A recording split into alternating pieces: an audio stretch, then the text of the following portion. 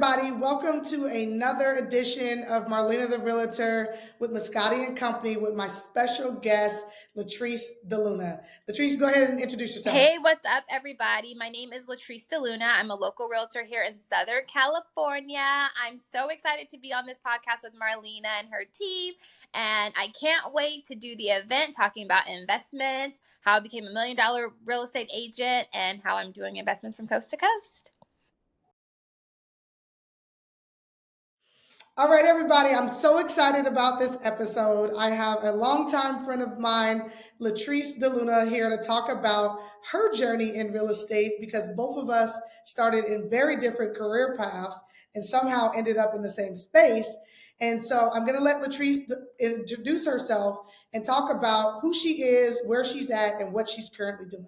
So Latrice, if you wouldn't mind telling everybody, who you are, how you got in real estate, and what you're currently doing in Orange County. All right. Hi, everyone. My name is Latrice Deluna. I am a broker, owner, realtor here in Southern California, Orange County in particular. My journey into real estate is very strange. I wasn't necessarily a realtor starting in my career.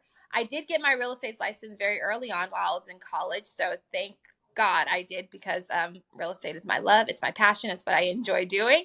But I started off working for Prudential as a financial advisor. I worked at Prudential for 8 years, decided to be a stay-at-home mom, and then decided I was bored and that staying at home with my kid was definitely not for me. And I'm going to do real estate part-time. I was just going to make vacation money for my husband and I. And then it ended up becoming something that I was just so in love and passionate about. And so now I serve families here. I tell everyone I'm bringing our people to Orange County one family at a time. And I not only just help people buy and sell, but I love all things real estate. So I've flipped homes. I've owned an Airbnb. I own multiple properties. I'm an investor. So I love all things real estate. Wow, thank you for sharing, Latrice. I learned something about you today. I did not know you had your real estate license when we were in college. So that was awesome. You could have been helping us buy in Alabama. I was only for Me and the fella needed a house.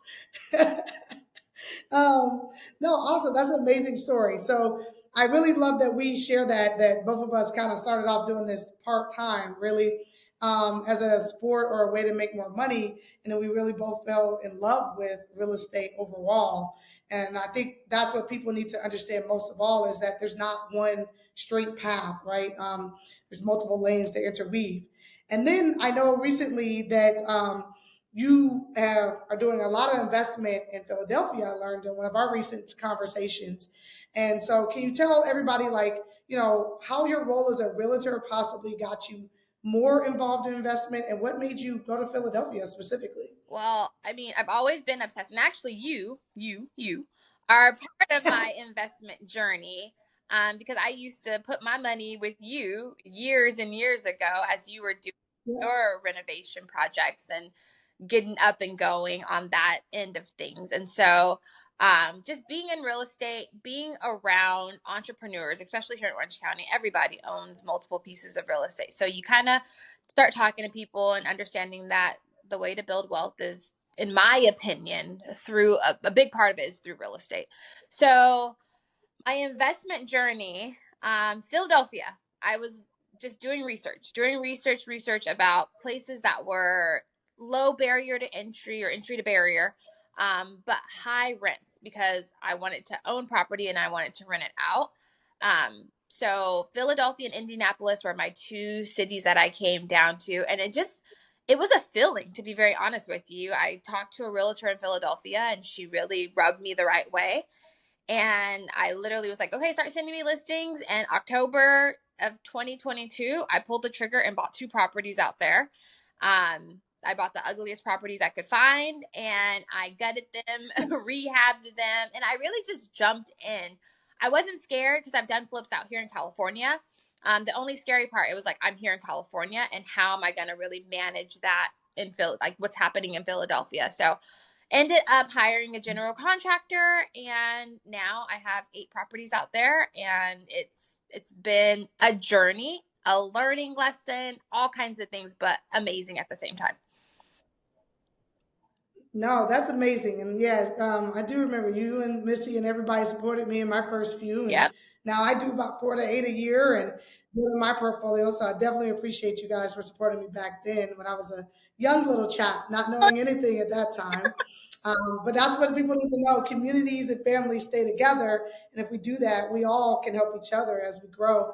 And I think that's amazing. You own 8 properties in like, what, a matter of 2 years, 2, 3 years? Not even And from like literally, it's been a year and a half.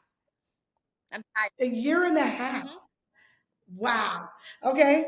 That's even more amazing. And I think people want to know how to do that. And she did it from California, found somebody she trusted in Philadelphia, established a GC, found the ugliest house she could find. But the most key point that I think people really need to hear is you did your Yeah. research. I always tell people half of your job is doing everything you do before you even go see the property, right? So doing the research. Okay. And what do you think about, and can you explain the concept of coast to coast kind of investing, if we could frame that as a term, and why you think it's advantageous and more people should possibly do it?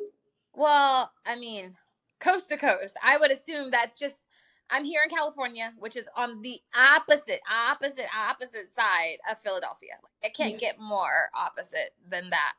Um, and being able to just like manage investing. And I think the advantage of investing in another city, because granted, I love California. You'll never see me move from California. I absolutely love it. But the average price point here is 1.25.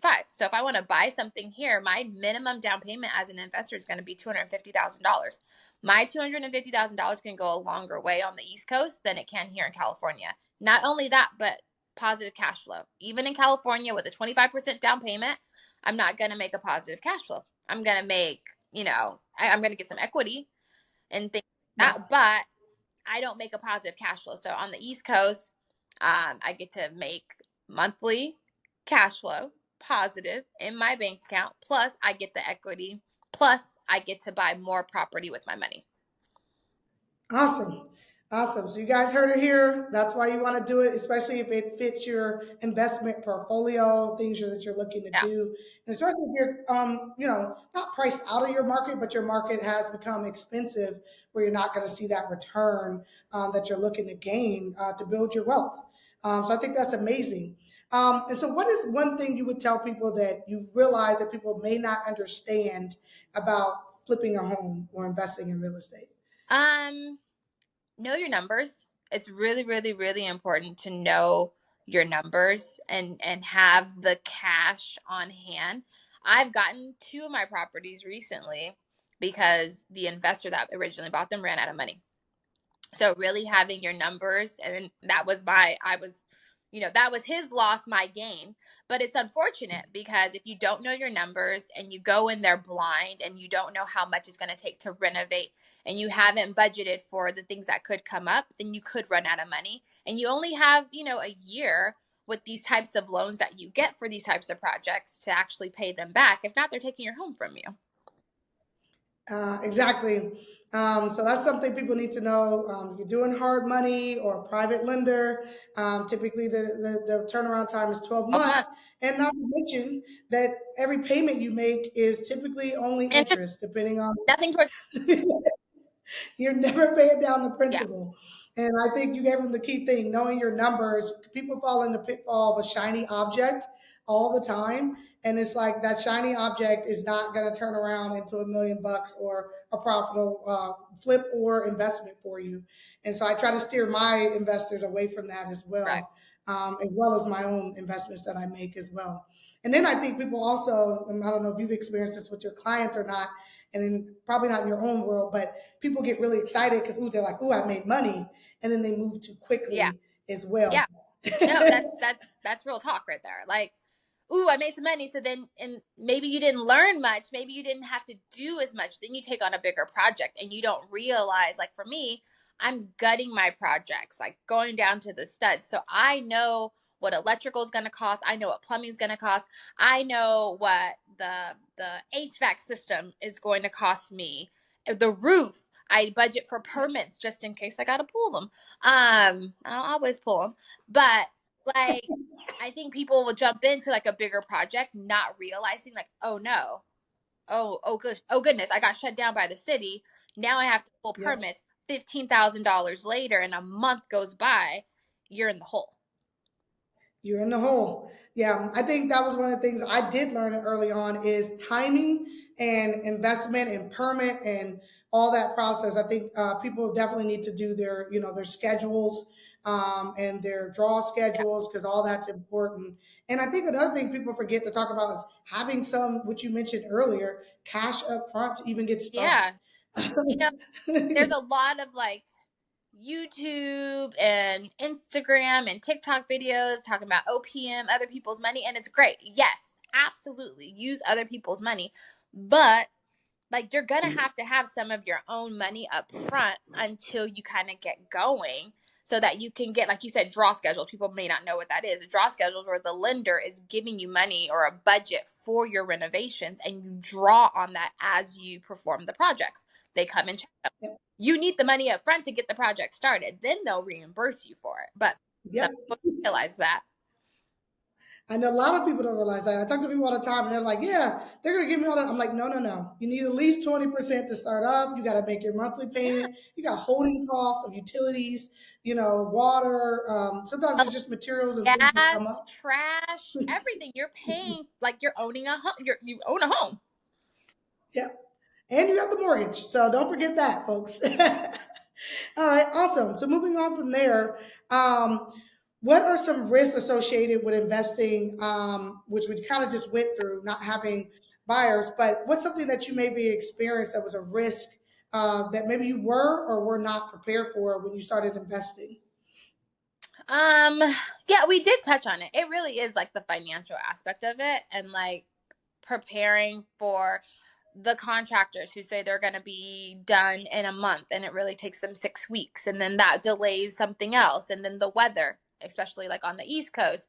Sometimes when it snows, there's some things that just can't be done. Concrete can't be poured, the roof can't be done. So, I think just being prepared for all things that could happen has been like one of the biggest things I've learned. And I think it's just a risk. I think one of the biggest risks I've done is just investing on the East Coast and Yeah. understanding the East Coast market. Like it's an attorney state versus California, where just escrow basements.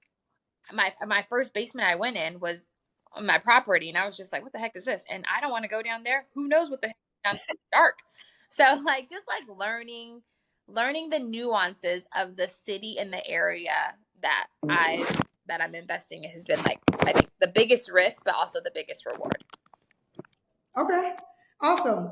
All right, and you did share your success story, and the lesson learned, like you said, was learning the area, understanding, the market, knowing what a basement is because you don't have those probably in California. Radon. Kid, We don't test for radon in California. no, Philadelphia, they test for it's part of their like offer process. I'm like, yeah, what's radon? So I mean, I know what yeah. radon is, but like we don't test for it here. So like all those little nuances is just different. Yeah, no, I think that's key. Yeah, we test for radon here, and other places don't. Basements, all those things. So I think that's great.